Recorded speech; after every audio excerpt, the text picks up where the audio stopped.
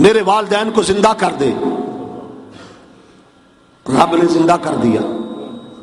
حضور صلی اللہ علیہ وسلم نے کلمہ پڑھایا. کیوں؟ ہو سکتا ہے کسی کے ذہن میں آئے پہلے بخشے ہوئے نہیں تھے، بخشے ہوئے تھے. پھر حضور نے کلمہ کیوں پڑھایا؟ حضور صلی اللہ علیہ وسلم نے کلمہ کیوں پڑھایا؟ اس لیے کہ یا اللہ میں یہ چاہتا ہوں، یہ میری خواہش ہے کہ کل جب میری امت میرے جھنڈے کے نیچے ہو، کہیں ایسا نہ ہو کہ اس جھنڈے کے نیچے میرے ماں باپ نہ ہو.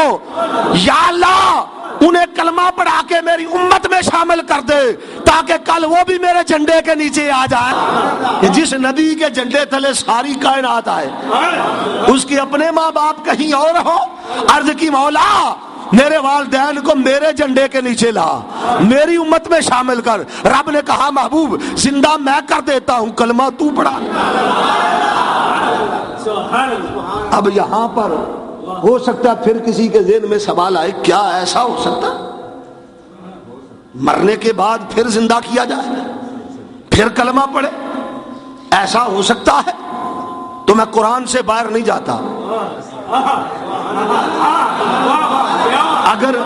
اگر عیسیٰ علیہ السلام مردوں کو زندہ کر سکتے ہیں بِإِذْنِ اللہ، اللہ کے اذن سے، اگر عیسیٰ علیہ السلام مردوں کو زندہ کرے،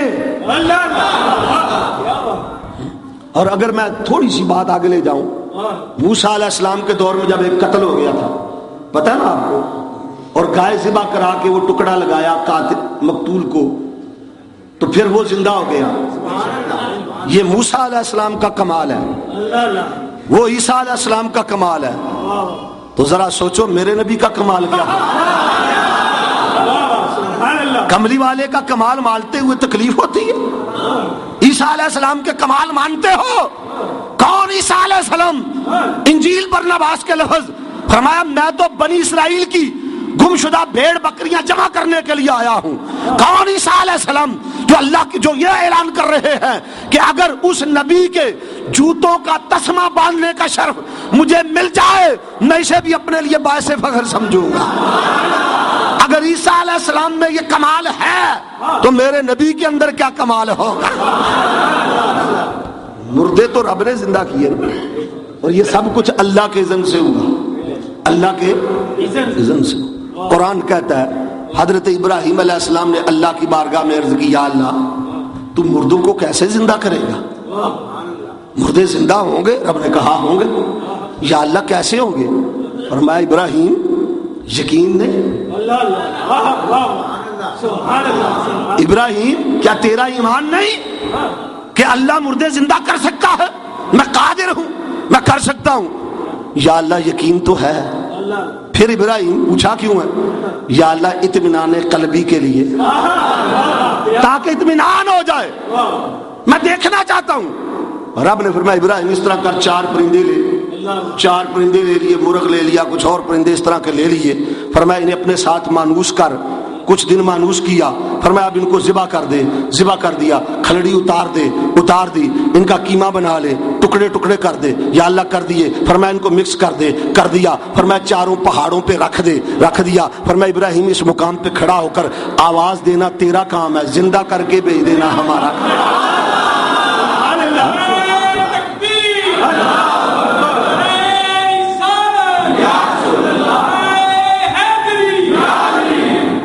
حضرات جو رب ابراہیم علیہ السلام کے اطمینان قلبی کے لیے پرندوں کو زندہ کر سکتا ہے، وہی خدا اپنے محبوب کے اطمینان قلبی کے لیے والدین کو بھی زندہ کر سکتا ہے.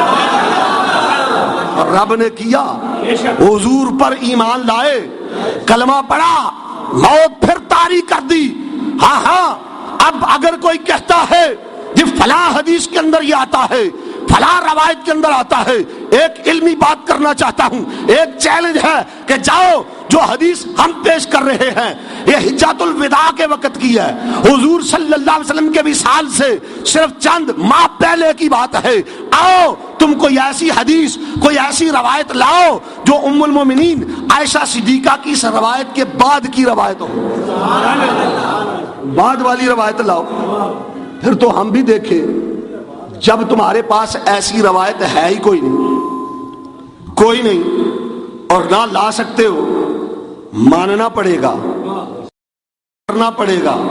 حضور سرور کائنات صلی اللہ علیہ وسلم کے والدین مومن ہیں، حضور کے والدین بولو جنتی ہیں، یہ عقیدہ ہے نا، برحق ہے۔